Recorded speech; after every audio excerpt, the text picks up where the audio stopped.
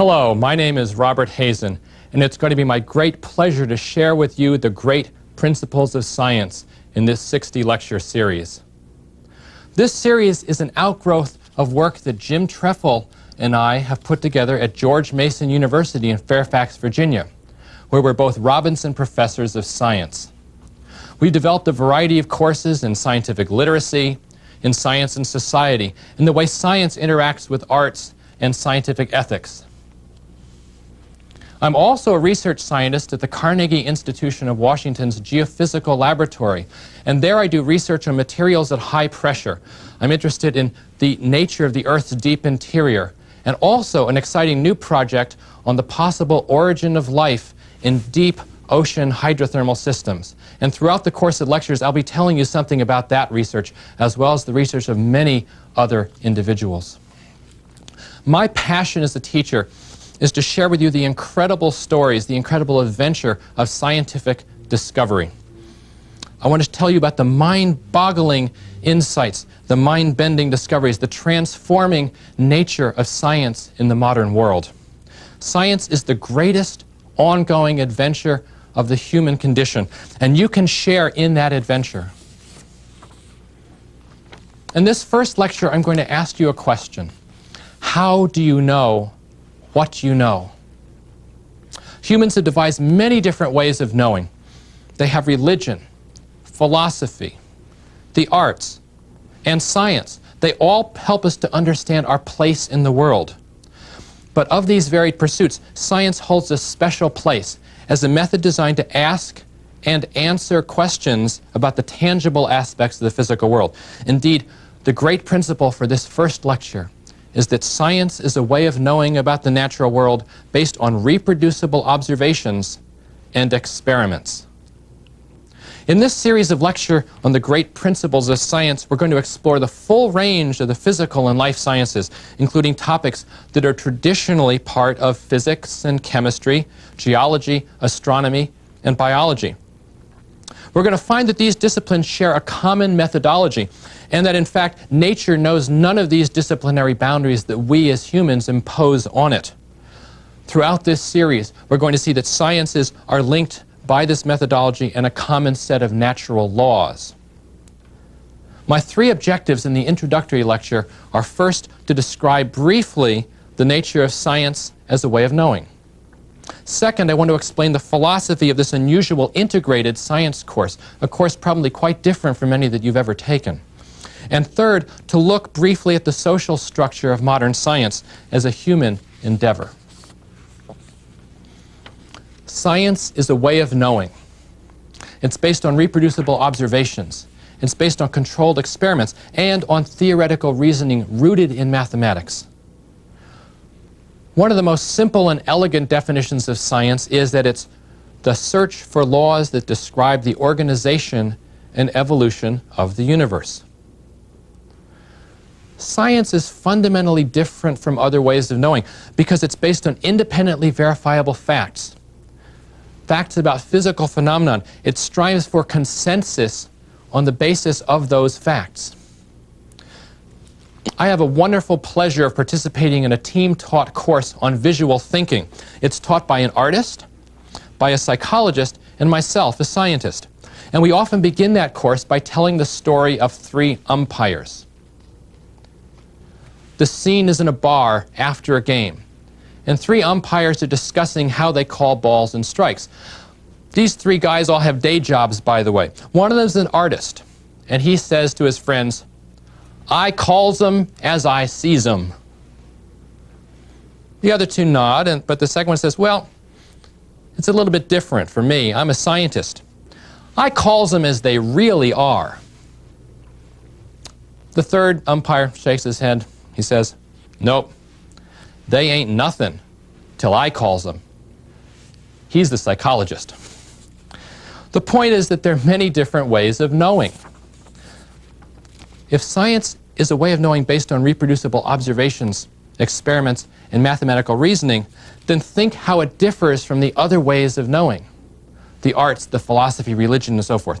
Science differs from religion in which truth is revealed by sacred text and by other sources. Truth is accepted on faith. If you are a true believer, there is no observation you can make that will supersede that faith. Science also differs from the arts, in which truth is explored through each individual's unique vision. Each artist sees the world differently. I want to tell you a story about Pablo Picasso, who, the story goes, was riding on a train in France. This was after World War II, when Picasso was very famous. And one of the fellow passengers in the train noticed Picasso sitting there and realized this was one of the great contemporary artists. He started grumbling and said, "Contemporary art, modern art, it's terrible. Who could possibly look at that stuff? It bears no relationship whatsoever to reality. It's just not real." Picasso overheard and said, "Well, what is it you don't like about art?" He says, "It doesn't look like anything. It's not reality." And Picasso, sort of taken aback, said, "Well, what's reality? What looks like reality?"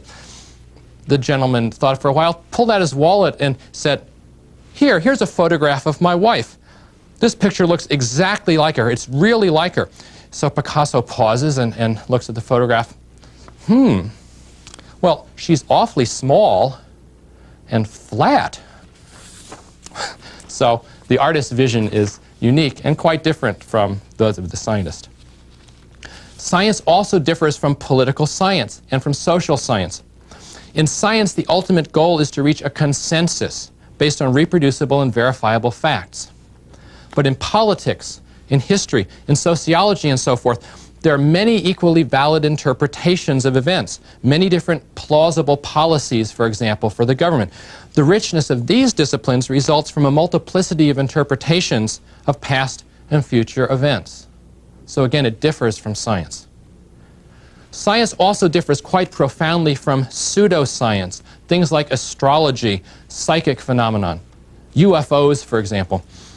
These aren't based on reproducible and independently verifiable observations. A key point here is that most scientists don't reject the existence of UFOs absolutely. They don't say that psychic phenomena are impossible. But it's just that the reports of these phenomena are invariably anecdotal.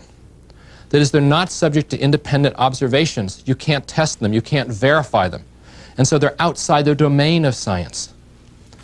If and when reproducible observations become available, if, for example, we actually have a fragment of a UFO and it can be studied in a laboratory, then that subject will satisfy the grounds of science, and suddenly you have a subject that becomes scientific even though it wasn't before.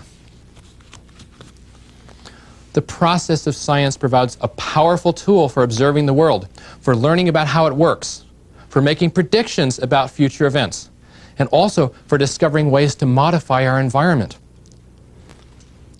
I want you to imagine yourself in a society without science. Imagine yourself, for example, back 4,000 years to a primitive agricultural community. What you'd notice first, I think, is a fundamental difference in our material well-being. You'd lose technologies associated with health, food, communications, transportation, housing. You'd notice those things immediately. But I think you'd also notice something else. You'd notice a more subtle but equally profound difference in logic systems. The belief, for example, in a predictable universe. The understanding of cause and effect, which is so much part of our lives and our thinking. As we go through this 60-lecture survey, I hope that the unique character and power of science becomes clear. Before I go on, I owe you an explanation. Why is this course organized in this non-traditional way, in this integrated way? Jim Treffel and I developed this course on the great principles of science in the early 1990s, and it was in response to a growing call for scientific literacy for all Americans. In support of this course, we wrote a textbook called The Sciences: An Integrated Approach. This makes an excellent companion volume for the course. It does follow more or less lecture by lecture what's in this course, although my lectures are going to expand on many of the topics which are included in the book. We've now been teaching that course for 10 years, and many of the students find that it changes, it transforms the way they think about science. Indeed, most of our students are non-science majors, but they get a richer understanding of the role in science in their everyday lives. In the modern world, every citizen needs to be scientifically literate. If you pick up any issue of any major newspaper any day of the week, you're going to find stories. Just this morning's Washington Post, and whenever I do this demonstration, I always use that day's paper to be fair. You'll see dozens of stories. The first page, you always can start with the weather. That certainly is a story related to science. But here, on the bottom of the page, there's a story about the Brooklyn Bridge crumbling because the materials of which it's made are gradually deteriorating. In this course, we'll talk about the properties of materials, what makes them strong or what makes them break. The second page, jury awards ex-smoker $50+ million. Well, what's the nature of smoking? Why is it dangerous? What causes cancer? The next article, Navy fails to ignite leaking cargo ship, an article on the environment.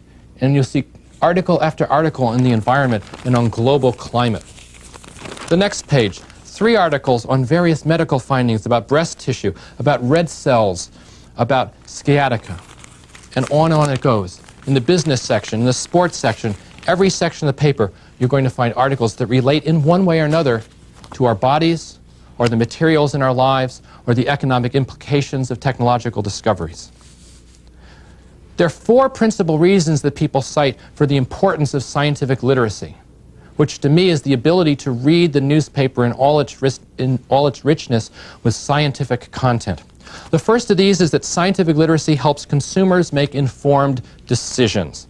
Science content provides a basis for understanding why products work. The scientific process of inquiry helps you make critical thinking decisions. You have to make personal choices about health care, about the various drugs that you're going to consume, about the various treatments that are offered to you. You need to make informed decisions about diet and nutrition. Science helps you here. You need to worry about environmental issues. What kind of detergents are you going to use? What kind of automobile will you drive? What about the lawn care and how does that affect the environment? Scientific literacy helps you make those decisions as consumers. A second reason for scientific literacy is that it's important in many jobs. Many modern jobs depend on science, either directly or indirectly, as well as technologies that are developed from scientific discoveries. Doctors, of course, and of course their patients, need to understand the benefits and risks of all sorts of diagnostic procedures, things like X-rays and MRIs. What do they do to your body? What's the technology behind them? You need to understand drugs and other sorts of treatments. If you're a lawyer, you need to understand an expanding arsenal of forensic techniques that are based on things like genetic fingerprinting and spectroscopic analysis, drug testing, and so forth. If you're in business, if you're an investor, you need to understand the nature of modern high-tech stocks, companies in genetic research, in the semiconductor industry, in drug development, and so forth. And if you're in politics, if you're a legislator, you're going to have to vote on issues such as funding for science, as well as new laws, laws relating to medicine, laws relating to the environment. Those all require an understanding of the principles of science. All right, the third reason to promote scientific literacy is our children. Scientific literacy in you provides a foundation for teaching our children about their natural world. Parents and teachers who are scientifically literate can reinforce a child's natural curiosity. You can explore the natural world together if you have that confident basis of how the world works. And finally, and my favorite reason, is that scientific literacy allows a person to share the richness of humanity's greatest ongoing adventure. This is an adventure of discovery and exploration that goes on day by day. Every day, scientists are discovering and sharing new things that we never knew before. And you can share in that adventure. I believe that everyone can achieve scientific literacy. The great principles of science can be presented without relying on complex vocabulary, on mathematical abstraction. We all live in a physical world of matter and energy, of forces and motion. Daily life is therefore an experiment, day by day, in that physical world. And you've learned to deal with the natural world in these ways. You have a wealth of experience on which to build your scientific understanding.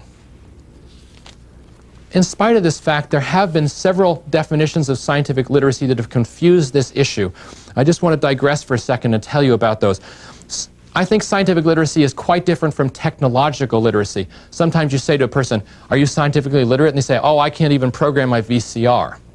Well, programming your VCR is an aspect of technological literacy, as is using computers and other modern technical sorts of equipment. It's important, but it's not what I'm talking about with scientific literacy. Another way of confusing the issues is when you ask scientists about scientific literacy, and they seem to imply that scientific literacy means the people who are going into science as science majors. Oh, people keep dropping out of science. We just don't have enough scientific literacy. But I'm not worried about the 1% of people who are going to become scientists. I'm worried about the 99% who are not. That's who we need in our society to be scientifically literate. The realization of this need for all Americans to be scientifically literate has led to a new document, an extraordinary document called the National Science Education Standards. This document represents a strong consensus of thousands upon thousands of teachers, parents, administrators, and scientists who have gotten together to define what is the building code for scientific curriculum for grades K through 12 in the United States. Scientific literacy, according to this document, is based on a few overarching principles rather than extensive vocabulary and factual information to be memorized. These principles come from all the branches of science, from physics and chemistry, from earth sciences, from biology.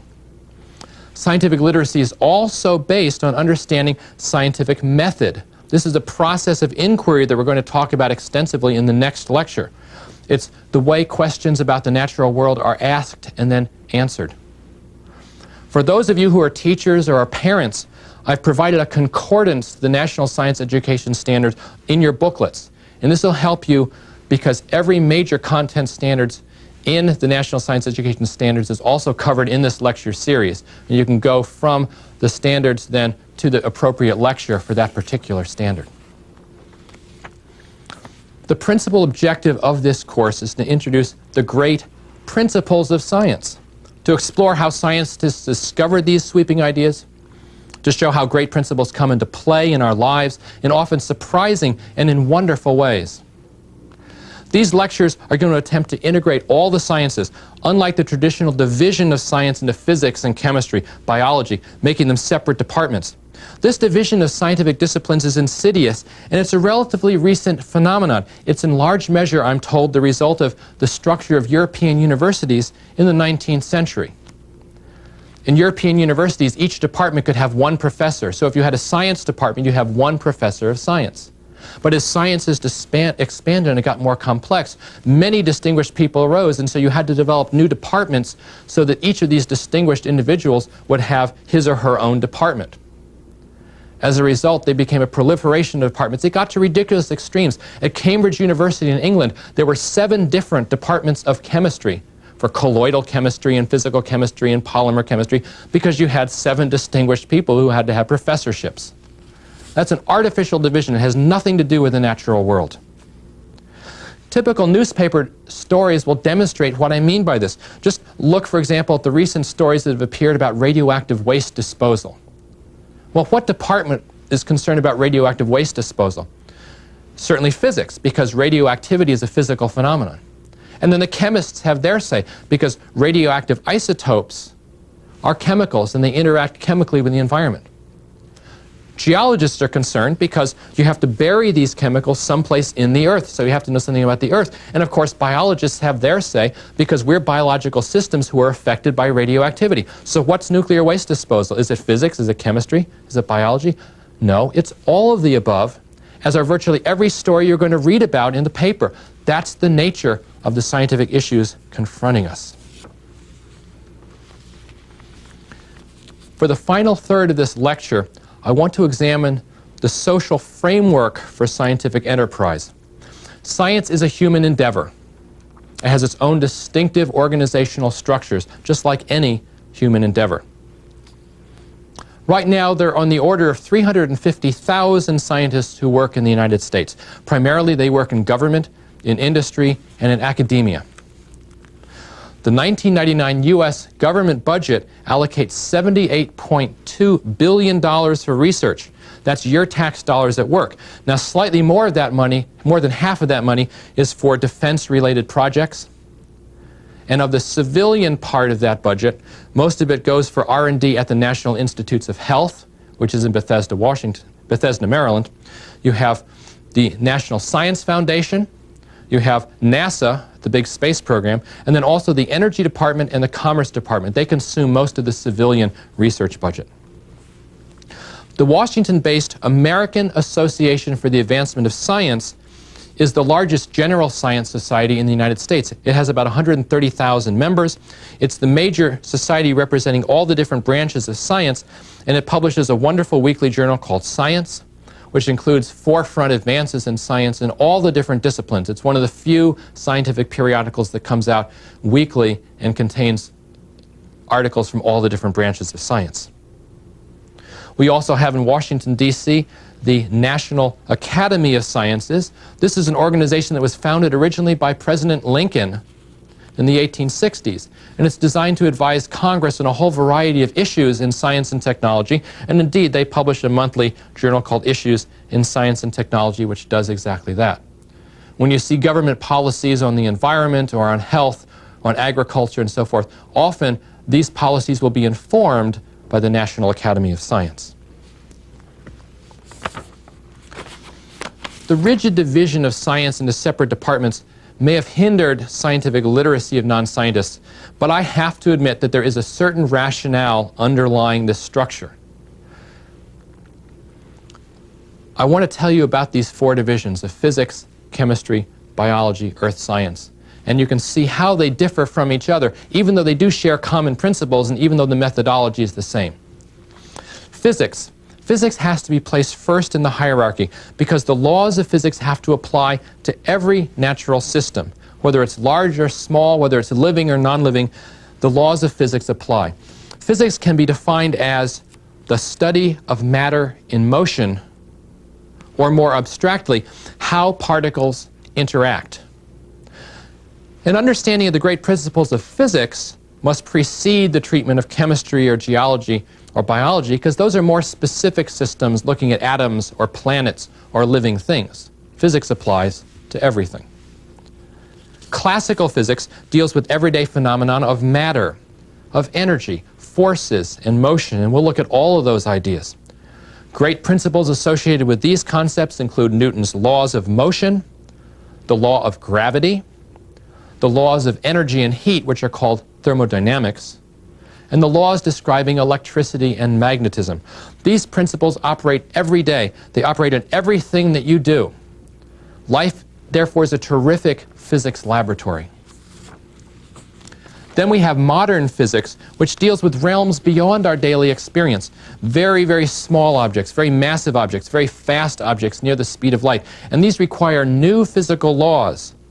These are codified in the fields of quantum mechanics, nuclear physics, particle physics, and relativity. And I'll be touching on all of those subjects as well in the coming lectures. Most of the 50,000 or so physicists in North America belong to the American Physical Society. This group is part of a much larger umbrella organization called the American Institute of Physics, based in Maryland. This American Institute of Physics has about 100,000 members, including geophysicists, astrophysicists, scientists in other related fields, and they publish a wonderful monthly journal called Physics Today, which is available on many newsstands. So it's accessible to the general public as well as to the specialized people in that field. Now we come to chemistry. Chemistry is the study of atomic interactions, especially the study of chemical reactions and the formation of new materials. Some scientists view chemistry as a specialized subdivision of physics, but it really has developed its own goals and its own culture. Modern chemistry is rooted in the alchemical sciences of the Middle Ages. It's an empirical science. Inspired guesswork often leads to great advances. It basically involves mixing new chemicals together in new ways and seeing what happens. And once in a while you get a new material that really benefits society in a variety of ways. Chemical research and chemical engineering are very closely linked. It's often possible to scale up a laboratory benchtop experiment in just a few months to a full-scale manufacturing operation. Therefore, most chemists and chemical engineers together belong to the American Chemical Society, which is one of the world's largest scientific societies. Its 150,000 members receive the weekly magazine Chemical and Engineering News, which gives information both on the science and on the industrial aspects of chemistry. Then we come to my own discipline, earth science, my favorite science. It's the study of the origin, the present state, the dynamic processes in the earth, as well as other nearby planets, because other planets shed light on how the earth behaves. Unlike physics and chemistry, earth science deals with a large, complex system that has a distinctive history. So earth science is the first of the historical sciences, where you have to look to the past. Earth science is a relatively young field. It grew up out of the practical experience of mining, perhaps about 200 years ago.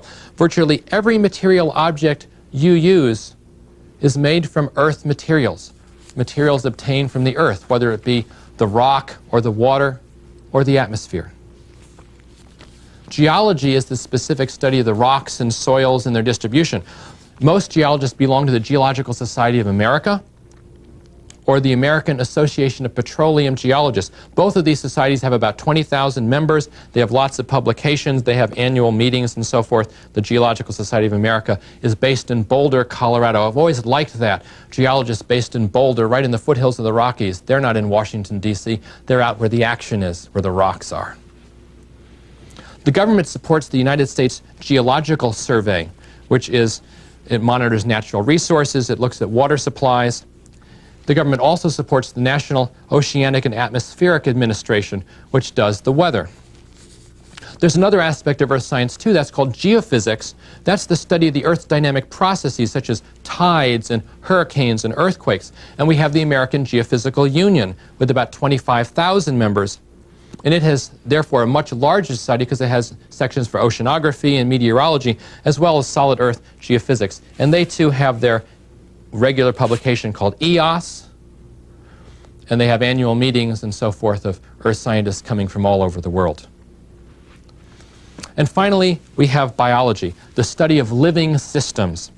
These are by far the most complex objects we know, living systems. Because of its importance to health, to medicine, to biology, this is by far the best funded of sciences, and by far the most scientists are biologists. It's an extremely diverse discipline because there are so many different ways to study living things. You have, for example, botanists and zoologists, microbiologists that are concerned primarily with identifying the characteristics of individual new species. You have other biologists that focus on the dynamic processes, including things like evolution or development of an entire organism from a single fertilized egg, or genetic characteristics.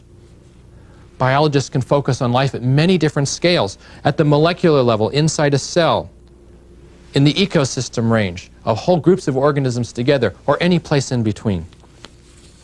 The most obvious applications of biology are in health and medicine, and the government spends a lot of money on this with the National Institutes of Health in Bethesda, Maryland. It has an annual research budget close to $15 billion, and much of that money goes to grants for individual researchers around the country who are studying specific medical problems or just more general biological research for basic research purposes.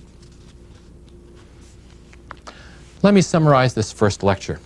We've seen that science is a way of knowing about the natural world. It relies on reproducible observations and experiment, on theoretical reasoning based on mathematical logic.